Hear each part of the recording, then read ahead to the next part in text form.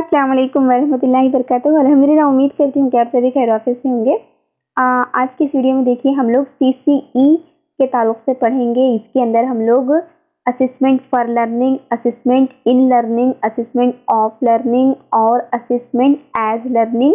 उसी के साथ साथ हम लोग एफए और एसए और देखिए एनेक्डोटल रिकॉर्ड, ये तमाम चीज़ें क्या है आज एक ही ये वीडियो के अंदर हम लोग डिस्कस करेंगे। ये वीडियो क्या है बहुत इम्पोर्टेंट होने वाली है।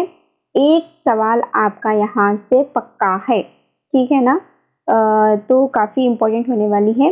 बिना स्किप किए इस वीडियो को लास्ट तक लाजमी देखें। इसकी लिंक को आपके दोस्तों में ज़रूर शेयर करें ताकि वो लोग भी इससे इस्तेफादा हासिल कर सकें।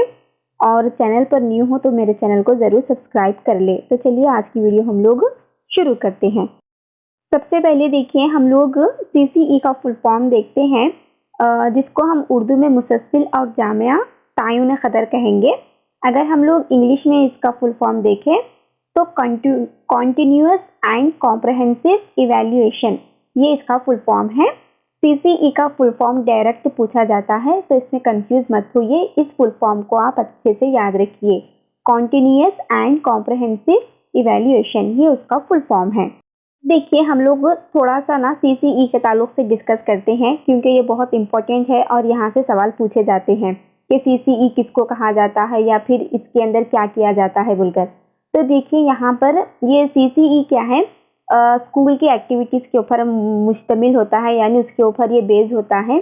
यहाँ पर हम लोग क्या करते हैं, जो स्टूडेंट्स होते हैं, स्टूडेंट्स की नशोनुमा के जितने भी पहलू होते हैं, जितने भी तलबा एक्टिविटीज़ में हिस्सा लेते हैं, चाहे वो तालीम के ताल्लुक से हो या फिर तालीम के ताल्लुक से ना हो, वो तमाम की तमाम चीज़ें क्या हैं, हम लोग तलबा की यहाँ पर जांच करते हैं।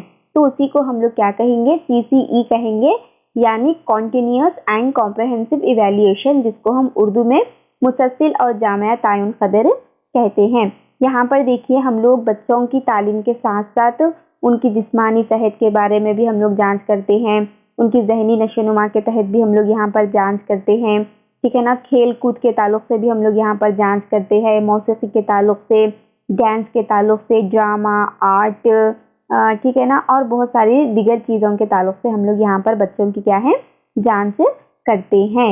मतलब A to Z यहाँ पर बच्चों की जाँच की जाती है और मुसस्सिल की जाती है, ठीक है ना। कंटिन्यू यहाँ पर हम लोग उन लोग की इवैल्यूएशन करते रहते हैं। इसी को हम लोग क्या कहेंगे, जामिया तायुन क़दर, यानी मुसस्सिल जामिया तायुन क़दर कहेंगे। इस बात को आप लोग अच्छे से याद रखिए। यानी बच्चे की हर की, नफ्सियाती, तासुराती, इदराकी तमाम चीज़ें इसके अंदर शामिल हो जाती है। तो ये था आपका सीसीई। अब देखिए ये जो तायुन क़दर होता है, यानी इवैल्यूएशन होता है, मुसस्सिल जामिया तायुन क़दर, इसके अंदर देखिए इवैल्यूएशन के दो हिस्से होते हैं, यानी दो तरीके समझिए। एक है आपका पैमाइश, जिसको हम मेजरमेंट कहेंगे, और दूसरा है आपका एहतिसाब, जिसको हम असेसमेंट कहेंगे।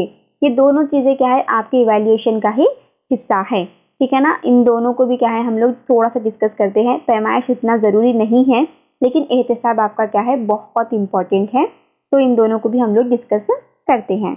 अगर हम लोग मेजरमेंट के बारे में यानी पैमाइश के बारे में बात करें तो ये देखिए इवैल्यूएशन का मतलब तायुन क़दर का ही ये एक हिस्सा है। इसकी हद क्या है, सिर्फ एग्जाम्स तक ही होती है, यानी एग्जाम तक ही हम क्या करते हैं, बच्चे की पैमाइश करते हैं। उसके आगे हम लोग बच्चे की जांच नहीं करते इसके अंदर, ठीक है। यहाँ पर सिर्फ बच्चा होता है और क्या है स्टूडेंट्स, मतलब स्टूडेंट्स होते हैं और टीचर ही होता है यहाँ पर, प्रिंसिपल वगैरह यहाँ पर नहीं आते, ठीक है ना। और यहाँ पर देखिए सिर्फ बच्चे की हम लोग ख़ास सलाहियतों को गौर करते हैं, यानी बच्चे के अंदर जो ख़ास काबिलियतें पाई जाती हैं उसी को हम लोग क्या करते हैं, गौर करते हैं, और उन्हीं पहलुओं के ऊपर हम लोग जोर देते हैं। और ये क्या है, बैरूनी होता है, बस इतना ही है ये। और ये तदरीस का एक अहम हिस्सा नहीं है, हिस्सा है ये लेकिन बहुत ज़्यादा अहम हिस्सा नहीं है।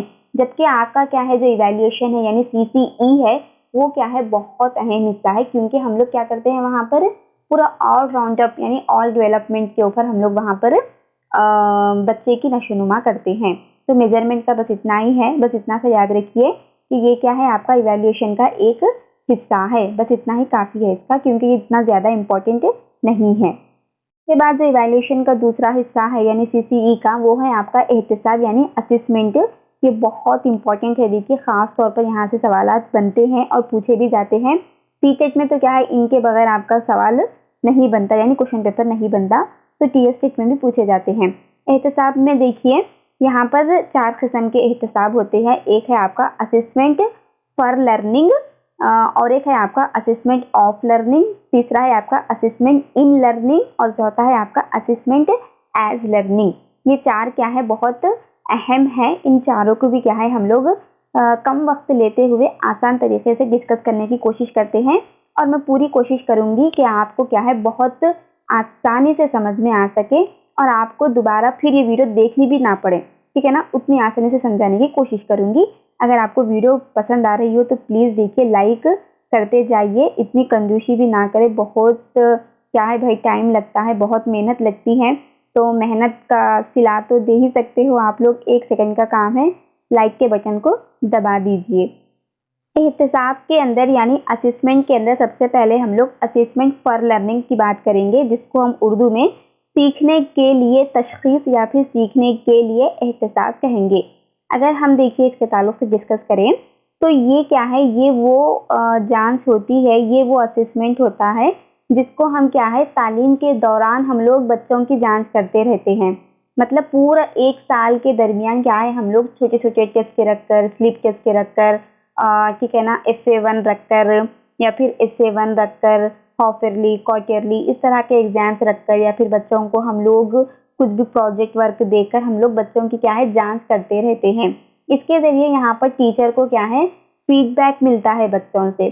टीचर को ये समझने में आसानी मिलती है कि बच्चे कहाँ तक समझ सके हैं, और यहाँ पर टीचर को ये भी मदद मिलती है कि जो टीचर तैयारी कर कर आए थे पढ़ाने के लिए, टीचर का पढ़ाने का तरीका बच्चों पर किस हद तक असरअंदाज हुआ है और टीचर को कितनी मेहनत करने की ज़रूरत है, उसको जांचने के लिए भी यहाँ पर क्या है टीचर को मदद मिलती है असेसमेंट फॉर लर्निंग में। तो ये क्या है, इसके अंदर क्या है टीचर और स्टूडेंट ही होता है, जो कि क्या है तालीम के दौरान ही यहाँ पर जांच की जाती है, छोटे छोटे टेस्टों के जरिए, एग्जाम्स के जरिए, प्रोजेक्ट वर्क देकर, ठीक है। तो ये काफ़ी इम्पोर्टेंट क्या है तरीका है।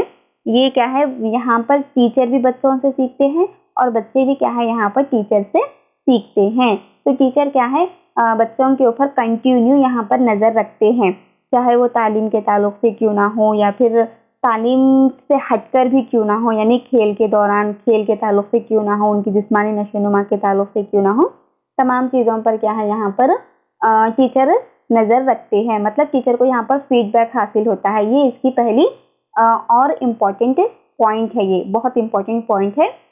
इसी को हम क्या कहेंगे, यानी असेसमेंट फॉर लर्निंग को हम लोग इससे भी कहते हैं, यानी फॉर्मेटिव असेसमेंट, यानी फॉर्मेटिव असेसमेंट भी इसको हम कहेंगे। और एक बात देखिए, असेसमेंट फॉर लर्निंग को हम लोग इससे भी कहते हैं, यानी फॉर्मेटिव असेसमेंट भी कहते हैं, क्योंकि फॉर्मेटिव असेसमेंट भी क्या है सेम असेसमेंट फॉर लर्निंग की तरह ही होता है, जिसको हम लोग आगे डिस्कस करेंगे। तो तब आप लोग को समझ में आ जाएगा कि FA और असेसमेंट फॉर लर्निंग सेम ही है बोलकर, ठीक है। इसके बाद जो नेक्स्ट थ्योरी है या फिर नेक्स्ट तरीका है जांचने का, वो क्या है आपका असेसमेंट ऑफ लर्निंग, जिसको हम उर्दू में क्या कहेंगे सीखने का तशख़ीस या फिर सीखने का एहतसाब, इस तरह से हम लोग इसको कह सकते हैं, का या फिर के, ठीक है।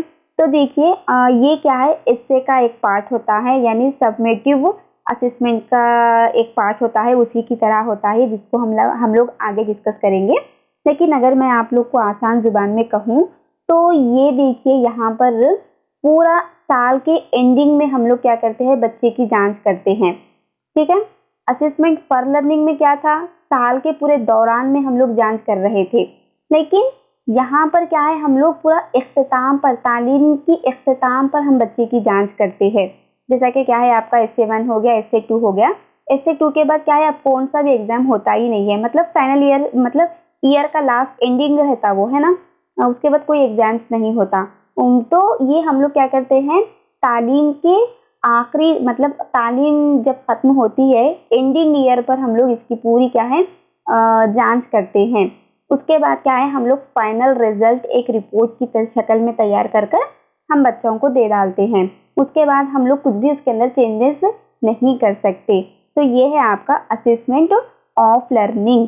तो यहाँ पर देखिए, इससे हम लोगों को एक फ़ायदा ये होता है कि हम लोग क्या है नेक्स्ट ईयर जो आने वाला साल होता है, वो साल में हम लोग बेहतर तरीके से पढ़ाने के लिए हम लोग डिज़ाइन और प्लान तैयार कर सकते हैं, ठीक है ना। क्योंकि पूरे साल का हम लोग को यहाँ पर भी क्या है, थोड़ा बहुत फीडबैक हम लोग को हासिल हो जाता है, लेकिन वो फीडबैक को हम लोग जब का जब हम लोग कवर नहीं कर सकते लेकर, ठीक है, मतलब उसको हम लोग दुरुस्त नहीं कर सकते बच्चे के अंदर। हम लोग को फिर से क्या है, फिर से नए साल की हम लोग को शुरुआत करना पड़ेगा, नए साल से हम लोग नए तरीके से पढ़ाना पड़ेगा। लेकिन असेसमेंट फॉर लर्निंग में क्या है, अगर कुछ भी गलतियां भी हो गए तो हम लोग जब का जब सुधार सकते, ठीक है ना। हमारी तरीके तदरीस को हम लोग जब का जब सुधार कर अच्छे तरीके से बच्चे को पढ़ा सकते हैं। लेकिन असेसमेंट ऑफ लर्निंग में क्या है, हम लोग जब का जब हम लोग सुधार नहीं सकते, क्योंकि ये लास्ट के एंडिंग पर हम लोग इसकी जांच करते हैं, चाहे वो बच्चे की तालीम के ताल्लुक से क्यों ना हो, उसके खेलों के ताल्लुक से क्यों ना हो, और उसकी जिस्मानी सेहत के ताल्लुक से क्यों ना हो, उसकी ज़हनी नशोनुमा के ताल्लुक से क्यों ना हो। ये तमाम चीज़ों के ताल्लुक से हम लोग पूरा ईयर के एंडिंग पर जांच करते हैं। ये हो गया आपका असेसमेंट ऑफ लर्निंग, जो कि एस्से का एक हिस्सा होता है, दोनों बिल्कुल सेम ही होते हैं। इसके बाद देखिए एहतिसाब का जो तीसरा तरीका है वो है आपका असेसमेंट एज लर्निंग, यानी सीखने के तौर पर तशख़ीस या फिर सीखने के तौर पर एहतिसाब। ये बहुत बहुत बहुत बहुत इम्पोर्टेंट है। ये न्यू आया है एहतिसाब के अंदर, ये पहले नहीं था, इसको न्यू लाया गया है। यहाँ पर क्या है, बच्चे खुद अपने आप की जांच करते हैं, ठीक है ना। यहाँ पर बच्चे खुद अपने आप का सदर होते हैं, बच्चे खुद यहाँ पर अपने आप का एक लीडर होते हैं, अपने आप को जांचने वाले होते हैं। यहाँ पर बच्चा अपने आप को जांचता है या फिर बच्चे के दोस्त उसको जांचते हैं, ठीक है ना। बच्चा उनके दोस्तों को जांचता है या फिर उसके दोस्त बच्चों को जांचते हैं, चाहे वो तालीम के ताल्लुक से क्यों ना हो या फिर खेलों के ताल्लुक से क्यों ना हो। तो यहाँ पर टीचर सिर्फ बच्चे की थोड़ी सी हेल्प करते हैं, ज़्यादा इसमें टीचर का रोल नहीं होता है, ज़्यादा रोल इसमें सिर्फ बच्चे का ही होता है। मिसाल के तौर पर समझिए, अब मैं क्या है, मिसाल के तौर पर समझिए, अब मैं साइंस में बहुत वीक हूँ या फिर सोशल में वीक हूँ, या तेलुगु समझिए, ठीक है। हम लोग को तेलुगु क्या ज़्यादा हम लोग फास्ट नहीं रहते ना लिखने में हमारी, तो तेलुगु में हम लोग वीक है समझिए। तो मैं तेलुगु में क्या है, मेरे फ्रेंड्स को बोल रही कि आप लोग तेलुगु में कुछ डिक्टेशन बोलो, मैं लिखती बोलकर। जब मेरे दोस्त मेरे से तेलुगु के कुछ वर्ड्स डिक्टेट करते रहते हैं, तो मैं लिखकर क्या करती, मेरे दोस्तों को बोलती कि इसको चेक करो बोलकर। तो मेरे दोस्त क्या करते, चेक करते रहते हैं, वहाँ पर टीचर चेक नहीं करते, ठीक है ना। जो भी गलतियाँ होती है मेरे अंदर, वो मेरे दोस्त मेरे को बताते हैं, ठीक है ना। या फिर मैं खुद अपने आप को चेक कर लेती कि कहाँ मुझे ज़रूरत है और अच्छा बनने की, ठीक है ना। कहाँ पर मैं क्या हूँ, पीछे हूँ, कहाँ पर मेरे अंदर कमज़ोरी है। ये क्या है, सिर्फ हम अपने आप से जांचते हैं या फिर हमारे दोस्त यहाँ पर हम लोग की जांच करते हैं, चाहे वो खेल के ताल्लुक से क्यों ना हो या फिर आपके पढ़ाई के ताल्लुक से क्यों ना हो। इस बात को आप लोग क्या है, अच्छे से याद रखिए। इसके बाद देखिए एहतिसाब का जो चौथा तरीका है वो है असेसमेंट इन लर्निंग। यहाँ पर इन लर्निंग में क्या होता है, जब हम लोग यहाँ पर क्या है, जांच करते हैं बच्चे की क्लास के दौरान, समझिए पूरे साल के दौरान नहीं कह रही हूँ मैं, सिर्फ क्लास के दौरान कह रही हूँ। अब सपोज समझिए हम लोग क्लास ले रहे बच्चों की, साइंस हो या सोशल हो, मैथ्स हो, उर्दू, कौन से भी सब्जेक्ट हो, आप बच्चों को पढ़ा रहे हो। पढ़ाते पढ़ाते आप लोग क्या कर रहे हो, उसी टॉपिक के ताल्लुक से बच्चों से जब आप लोग सवाल पूछ रहे हो, ठीक है। अब सपोज समझिए आप लोग क्या है, ग़िज़ा के ताल्लुक से बच्चों को पढ़ाते पढ़ाते आप बच्चों से जब सवाल पूछ रहे हो कि मैं अभी बताइए आपको कि पौधे किस तरह से ग़िज़ा हासिल करते हैं, तो आप लोग बताइए कि पौधे किस तरह से ग़िज़ा हासिल करते हैं बोलकर। जब आप लोग बच्चों को जांचना चाह रहे कि बच्चे सुन रहे हैं क्लास या नहीं सुन रहे हैं, बच्चों को समझ आ रही है या नहीं आ रही है क्लास, तो ये जांचने के लिए learning in assessment in learning का हम लोग यहाँ पर इस्तेमाल करते हैं। हम लोग को क्या है, टेक्स्ट बुक में भी हम लोग को देखिए टॉपिक मतलब जो सबक होता है, साइड में 2-3 सवालात आते, एक डब्बा देता डब्बे में क्या है, वहाँ पर 2-3 सवालात आते देखिए, दौरान ही, टॉपिक के दौरान ही क्या है, सवालात दिए जाते हैं, ठीक है ना। तो वो क्या है, आपका असेसमेंट इन लर्निंग का ही हिस्सा होता है। तो उम्मीद करती हूँ आपको ये 4 भी समझ में आए होंगे, ठीक है। तो ये थे आपके असेसमेंट और असेसमेंट के तरीके, 4 तरीके। उम्मीद करती हूँ कि आपको ये 4 तरीके भी समझ में आए होंगे। अगर समझ में आए हो तो प्लीज़ देखिए, इसको लाइक ज़रूर कर लें। अब आती है आपके एफए की बारी।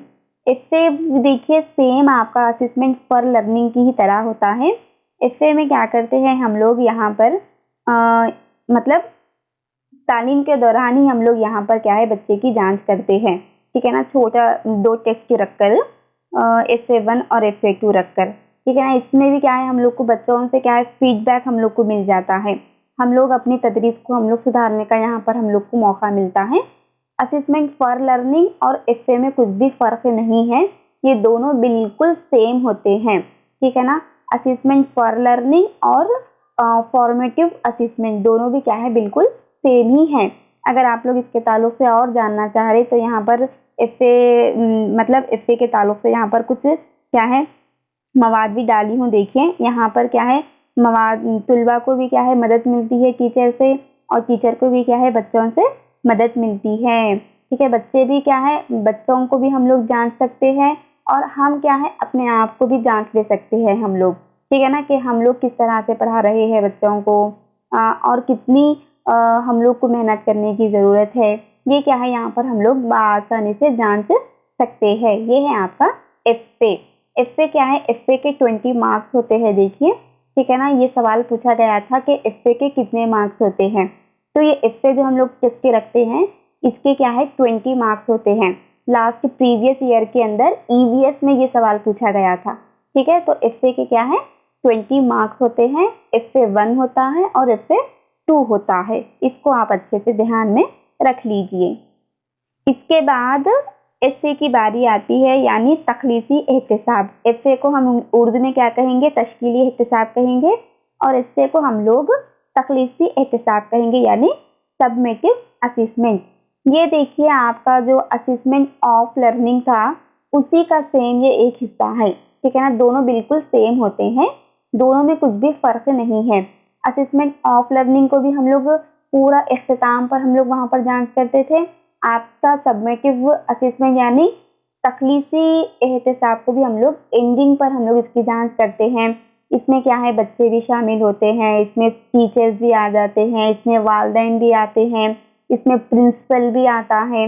यहाँ पर बच्चों की जांच के ताल्लुक से, उनके माँ बाप को भी रिपोर्ट दी जाती है। माँ बाप को भी पता चलता है कि उनके बच्चे कितना पढ़े हैं एक साल में, कितनी उनके अंदर चेंजेस आई है, और कितना इम्प्रूव करने की ज़रूरत है वो लोग को मिलकर।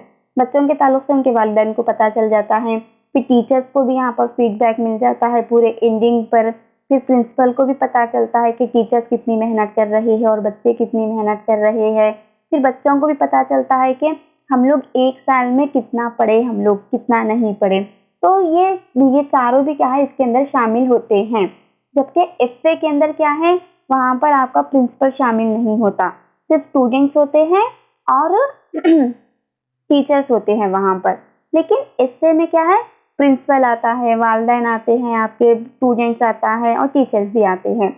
यहाँ पर हम लोग पूरा क्या है, हर चीज की हम लोग जांच करते हैं, चाहे वो पढ़ाई के ताल्लुक से हो या फिर पढ़ाई के ताल्लुक से ना हो।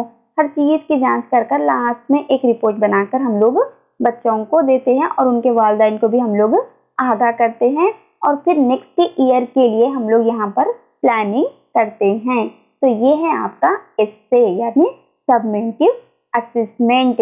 तो यहाँ पर देखिए सबमेटिव असेसमेंट भी 2 होते हैं, एक होता है आपका FA1 और दूसरा होता है आपका FA2। यहाँ पर देखिए मैं FA1 और FA1 के ताल्लुक से कुछ टेबल भी यहाँ पर डाली हूँ। तो देखिए FA1 मतलब FA के 20 मार्क्स होते हैं, अगर उसकी हम लोग वेटेज निकालें तो 10% निकलता है। उसी तरह से टोटल मार्क्स एसए के 60 होते हैं, अगर हम उसका वेटेज निकालें तो 30% होता है। तो इस टेबल को देखकर आप लोग इसको समझ भी सकते हो, ठीक है ना। एफए के ताल्लुक से तो पूछा गया था, देखिए कि एफए के कितने मार्क्स होते हैं बोलकर। तो 20 मार्क्स होते हैं उसके। ये आप लोग अच्छे से इसको याद रख लीजिए। तो ये था आपका इससे और इससे। उम्मीद करती हूँ कि आपको ये दो भी समझ में आ गए होंगे।